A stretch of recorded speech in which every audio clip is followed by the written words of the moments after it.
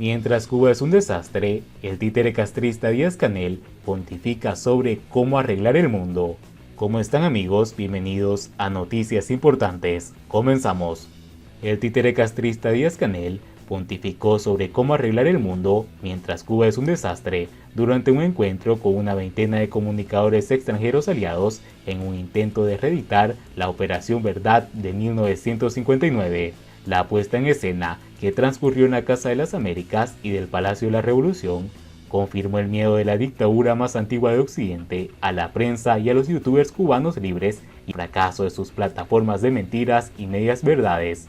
En 1959, la Operación Verdad llenó La Habana de periodistas latinoamericanos para contarles la versión oficial sobre los primeros fusilamientos castristas y fundar la agencia de noticias Prensa Latina. Ahora se trata de lavar la desprestigiada imagen de Díaz-Canel, López Calleja y sus corsarios por los juicios despiadados contra los manifestantes pacíficos del 11 de julio, cuando el presidente, acobardado, llamó a una guerra civil entre cubanos, empleando al ejército en la brutal represión contra el pueblo cubano. Pese a las proclamas sobre la verdad, la primera mentira que soltó Díaz-Canel en la reunión con los influencers aliados fue manifestarse a favor del cambio en el mundo real y virtual, pese a que es incapaz de cambiar a Cuba, que ha empeorado desde que asumió el mando y se pone a dar recetas de cómo mejorar el planeta. La segunda guayaba fue decirles que la revolución cubana no claudicará, cuando hace años que se fue a Bolina y para muchos cubanos ha significado una maldición de cárcel y destierro, como muestran los más de 1000 presos políticos actuales y la estampida migratoria propiciada por la dictadura para aliviar la presión ciudadana. Y el tercer embuste de Díaz-Canel consistió en pedir a los comunicadores, youtubers y articuladores al mejor, donde no predomine el odio, la banalidad y la vulgaridad, y donde prevalezca la verdad, el humanismo, la ética y la solidaridad. Pero vayamos por parte. El mayor odiador de Cuba es la dictadura cubana, que no ha dudado en apresar a adolescentes, niños, madres manifestantes del 11 de julio y condenar a largas penas de cárceles a los jóvenes. De odio era la mirada del títere castrista en las horas y días posteriores al 11 de julio. Banales son los discursos presidenciales. Aquí todo el mundo censura. El periodo especial fue un gran acto de creación colectiva. El sector estatal es nuestro y la limonada es la base de todo. Vulgar resulta Díaz-Canel cuando aflora su síndrome de Peter Pan, dotándolo de una gestualidad ambientosa, persuadido que así conseguirá empatar la marginalidad creada por el comunismo en su extendida cultura de pobreza. Ser popular no exige vulgaridad alguna, y a los ciudadanos hay que igualarlos por arriba, no rebajarle su mandatario con poses ridículas. ¿Cuánto tiene de humanista y solidario mantener 18 años rota la principal planta productora de oxígeno medicinal en Cuba, donde abundan el asma, las alergias y otros trastornos respiratorios? ¿Cuán humano resulta construir activos inmobiliarios de lujo mientras miles de cubanos morían de coronavirus? Humanismo y solidaridad es la práctica generalizada de la vilipendiada emigración cubana, socorriendo a familiares y amigos en Cuba para que no mueran de hambre y de enfermedad. Humano y solidario es llenar la java mensual para los presos, crear grupos de WhatsApp para intercambiar y donar medicamentos y avisar al prójimo que venden salchichas en determinadas tiendas. ¿De qué ética habla la dictadura cuando se alinea con el agresor ruso y no con la agredida Ucrania? Cuando apoya en Naciones Unidas a violadores de los derechos humanos como Arabia Saudita, China, y divide a los cubanos entre buenos y malos por razones políticas. ¿Cuán ético resulta arrebatar el 75% del salario de los médicos y del personal sanitario que el gobierno alquila a países extranjeros?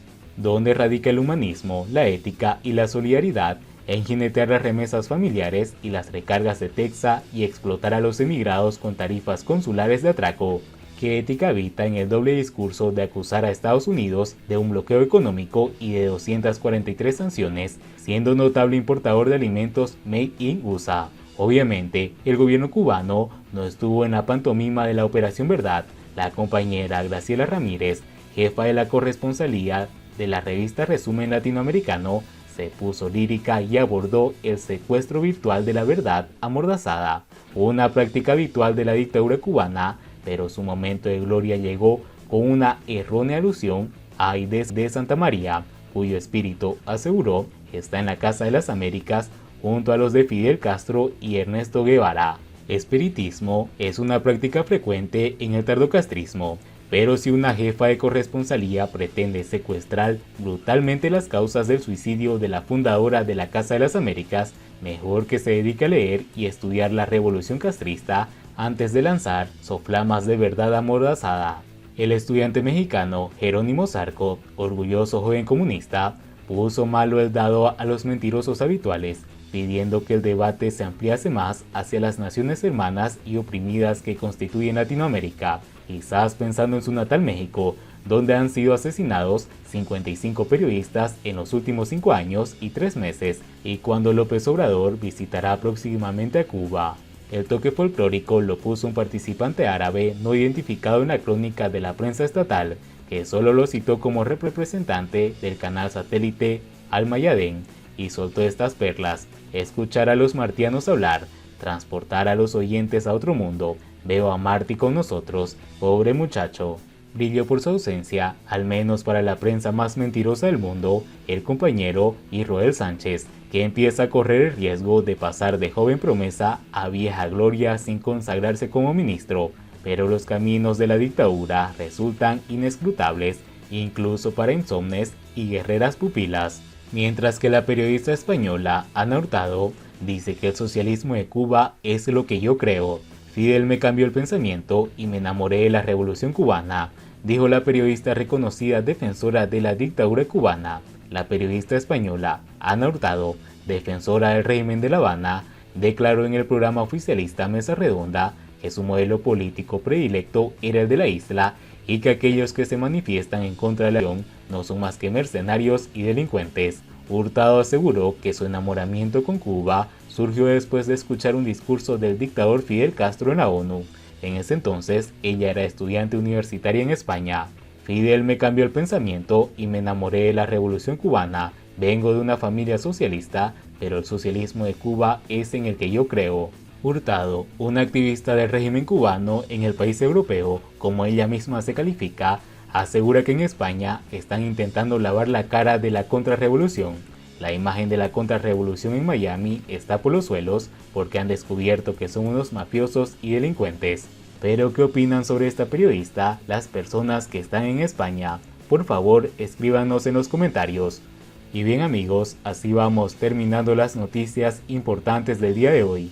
Por favor, nos ayudarían mucho compartiendo las noticias y así poder informar a muchas más personas de la verdadera realidad en Cuba. Patria y vida mis hermanos, nos vemos en el siguiente informe.